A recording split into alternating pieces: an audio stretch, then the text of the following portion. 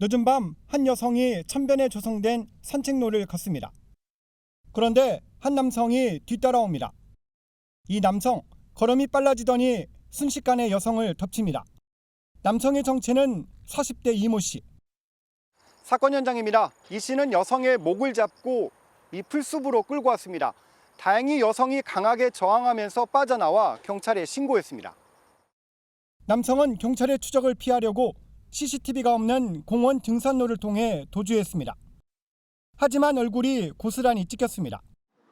이 씨는 산책로에서 2km가량 떨어진 집에 숨어 있다가 범행 14시간 만에 검거됐습니다. 여성을 노린 범죄가 잇따르자 주민들은 불안합니다. 그 전에도 이런 숲을 진 곳들 많이 지나갈 때는 밤에 무서웠죠. 조명 같은 것도 좀 설치를 해주시고 그랬으면 하는 그런 바람이 있기는 했었어요. 이 씨는 우발적 행동이었다고 주장하지만 경찰은 성범죄 등 다른 의도가 있었는지 조사하고 있습니다. 강제추행 혐의로 긴급 체포를 했는데 성취할 때 죄명 적용 달라질 수도 있거든요. 경찰은 보강 조사를 거쳐 이 씨에 대해 구속영장을 신청할 계획입니다. 경찰차와 구급차, 소방차가 황급히 공원으로 향합니다. 어제 오전 서울 관악구의 한 공원 인근에서 30대 남성 A씨가 여성을 성폭행하는 사건이 발생했습니다. 당시 공원을 지나던 등산객이 피해 여성의 비명을 듣고 경찰에 신고했습니다. 사람 살려라고 소리 지르고 신고하라고 소리 지르던데 관악구 소방, 검정구 소방관, 경찰들 많이 왔다 갔어요. 공원에서 5분 정도 걸어 올라오면 위치한 산 중턱 등산로입니다. 경찰은 이곳 숲속에서 범인을 현행범 체포했습니다. A씨는 금속 재질 둔기로 일면식도 없는 여성을 폭행한 것으로 파악됐습니다. 둔기를 미리 준비한 것으로 의심되는 대목인데 경찰은 계획범죄 여부를 집중 추궁하고 있습니다. 최근 잇따르는 살인 예고에 경찰은 A씨가 범행 예고를 했는지도 살펴보고 있습니다. 다만 A씨는 음주도 하지 않은 상태였고 마약류 간이시약 검사에서도 음성이 나왔습니다.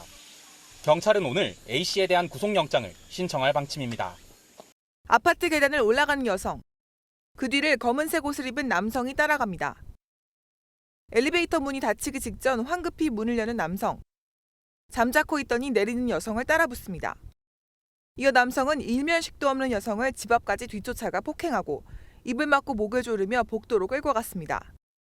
가해자인 30대 남성은 피해자의 귀에 대고 소리 지르지 말라, 안 그러면 죽인다고 말한 걸로 전해졌습니다. 피해 여성의 비명 소리를 들은 주민의 신고로 경찰이 출동했지만 가해 남성은 이미 도주한 뒤였습니다. 사건 발생 나흘 뒤 경찰에 연락을 받은 가해자가 경찰에 자진 출석했는데 변호인을 선임해 다시 오겠다고 말해 경찰은 남성을 돌려보냈습니다. 경찰은 스스로 출석할 경우 긴급 체포 요건에 해당하지 않아 귀가시켰다고 설명했습니다. 경찰은 출석 일정을 조율한 뒤 가해 남성에 대한 조사를 벌일 예정입니다. 최근에 일어난 범죄를 보면은 인적이 드문 곳이 아니라 심지어 아파트 안에서도 이런 범죄가 일어나고 있거든요. 네, 그렇습니다. 특히나 홀로 있는 여성을 노린 사건들 최근 하루가 멀다 하고 언론을 통해서 보도가 되고 있죠. 예. 조금 전 리포트에서 봤던 노원 폭행 사건이 지난 3일 자정쯤 발생을 했었습니다. 이 사건 발생 하루 다음 날인 지난 4일 낮엔 한 남성이 경기도 의왕시의 한 아파트 엘리베이터에서 20대 여성의 얼굴을 여러 차례 폭행한 사건도 있었습니다. 이 남성은 어제 구속이 됐습니다. 지난달에는 군포의 한 아파트에서 분리수거를 하고 들어가다가 한 남성에게 폭행을 당하는 일까지도 있었습니다. 예. 그런데 성 기자, 아파트 같은 곳은 같이 사는 주민도 네. 많고요. CCTV도 많아요. 범죄가 노출될 가능성이 높은 건데 왜 이런 일이 벌어지고 있습니까? 아파트나 오피스텔의 엘리베이터를 보면 요즘에 CCTV가 없는 곳이 없죠. 예. 그래서 상대적으로 범죄로부터 안전한 공간이다라는 인식이 있었습니다. 하지만 요즘 발생하는 사건들을 보면 엘리베이터는 이젠 더 이상 안전한 공간으로 보긴 어려워 보입니다. 아무리 CCTV가 잘 작동하고 있다고 하더라도 이게 촬영이 잘 되고 있다는 의미이지 이걸 실시간으로 누가 모니터링하고 있지는 못하는 게 현실입니다. 아파트의 경우 여러 명의 경비 업무를 하는 분들이 있긴 하지만 CCTV 모니터만 하고 있을 수는 없거든요. 그래서 갑자기 발생하는 범죄를 막아내는 건 사실상 매우 어려운 게 현실입니다. 예. 또 하나, 최근 범죄는 시간대를 가리지 않는 것 같아요. 그러니까 낮에도 이런 범죄들이 일어나고 있거든요. 맞습니다. 경기도 의왕 사건이 말씀하신 대로 낮 12시 반쯤, 그러니까 대낮에 발생을 했습니다. 범죄로부터 안전한 시간대라는 건 이젠 없습니다. 초등학생의 경우에는 하교 시간인 오후 2, 3시경에 범죄 노출 가능성이 있고요. 여성들, 특히 전업주부 같은 경우엔 자신을 도와줄 가족이나 남편이 출타를 한 낮 시간대에 더 취약할 수 있습니다. 예, 그래도 이런 범죄를 막아야죠. 대책은 예. 어떤 게 있습니까? 대부분 이런 범죄들은 성폭행 전과를 가진 범죄자들의 재범으로 이어지는 경우가 많아서요. 전문가들은 수감 중 교정 기능이 먼저 제대로 작동을 해야 한다고 지적을 합니다. 예방책으로는 지능형 CCTV의 설치도 검토해 볼 만한데요. 특정한 이상 징후가 감지됐을 때 곧바로 대응을 할 수 있는 시스템을 만드는 겁니다. 네, 그 지능형 CCTV가 효과를 발휘하기 위해서는 동시에 다른 인프라도 병행돼서 구성이 돼야 되죠. 모니터링하고 그다음에 감지가 되었을 때 바로 출동할 수 있는 행동 제지팀이 존재를 해야. 개인 차원에서는 엘리베이터를 탈 때 너무 구석적으로 서지 말고 비상벨을 쉽게 누를 수 있도록 입구 쪽에 서는 것도 그런 습관을 두는 것도 방법일 수 있겠습니다. 알겠습니다. 어제 낮 12시 반쯤 경기도 의왕에 사는 한 20대 여성은 외출을 하려고 아파트 엘리베이터를 탔습니다. 그런데 12층에서 키가 크고 건장한 체격의 20대 남성이 엘리베이터에 오르더니 가까운 10층 버튼을 눌렀습니다. 남성은 갑자기 같이 타고 있던 여성의 목을 조르고 주먹으로 마구 폭행하기 시작했습니다. 엘리베이터 안에서 여성을 폭행하고 이곳 10층에 내린 피의자는 여성을 끌고 이곳 계단 쪽으로 향하다 여성의 비명소리를 듣고 나온 주민들에게 제압당했습니다. 엄청나게 큰 비명소리라는 게 들리더라고요. 그냥 딱 보자마자 이거 묻지마 폭력이거나 성폭행일 수 있겠다. 주민의 신고로 피의자는 바로 검거됐지만 피해 여성은 얼굴과 갈비뼈 등을 크게 다쳐 병원으로 옮겨졌습니다. 피해 여성과 같은 동에 거주하는 피의자는 서로 모르는 사이로 알려졌습니다. 피의자는 엘리베이터에 여성이 타고 있으면 성폭행하겠다고 마음을 먹었다며 그걸 실행하려고 폭력을 휘둘렀다고 경찰에 진술했습니다. 범행 당시 술이나 약물에 취한 상태는 아닌 것으로 확인된 피의자는 미성년자 시절에도 강간 미수 혐의로 한 차례 처벌받은 것으로 알려졌습니다. 경찰은 강간치상 혐의로 이 남성에 대한 구속영장을 신청했습니다. 엘리베이터 앞 여성의 머리를 걷어차고 쓰러진 여성을 둘러엎고 사라진 남성. 이른바 부산 돌려차기 사건 당시 모습입니다. 가해 남성은 1심에서 살인 미수 혐의로 징역 12년을 선고받았습니다.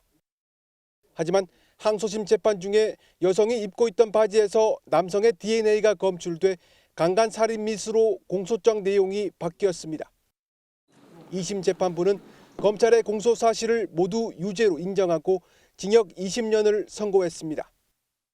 재판부는 일면식도 없는 피해자를 성폭력 범죄의 수단으로 범행했다며 확실한 예견이 없어도 자신의 폭행이나 성폭력 실행 과정에서 피해자가 사망할 수 있다는 미필적 고의가 인정된다고 밝혔습니다.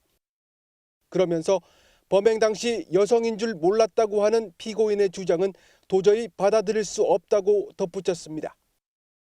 1심보단 8년이 늘었지만 검찰이 구형한 35년에는 못 미치는 판결에 피해자 측은 아쉬움을 드러냈습니다. 피고인은 여전히 반성을 하지 않았고 오늘 선고일까지도 태도를 미뤄봤을 때는 본인이 한 일을 진심으로 반성을 하고 있는지 아직도 의문입니다. 검찰은 판결문을 분석한 뒤 상고 여부를 결정하겠다고 밝혔습니다. 재판부는 실형 선고와 함께 피고인의 정보를 10년 동안 정보통신망에 공개하도록 했습니다. 하지만 일반적인 신상 공개와 달리 형이 확정되면 성범죄자 알림이에만 정보가 등록됩니다. 변호인과 함께 법정으로 들어서는 20대 여성. 이른바 부산 돌려차기 사건의 피해 여성입니다. 재판이 끝난 후 다시 모습을 드러냈는데 쏟아지는 취재진의 질문에 울음을 터뜨립니다. 선고를 지켜본 피해자는 검찰 구형보다 낮은 형량의 실망감을 드러내며 여전히 보복이 두렵다며 불안감을 감추지 못합니다. 그냥 살지 말 걸 그랬습니다. 죽으라는 얘기랑 똑같은데 출소하면 그 사람 50인데 저랑 나이 4살밖에 차이 안 나는데 저렇게 대놓고 보복하겠다는 사람을.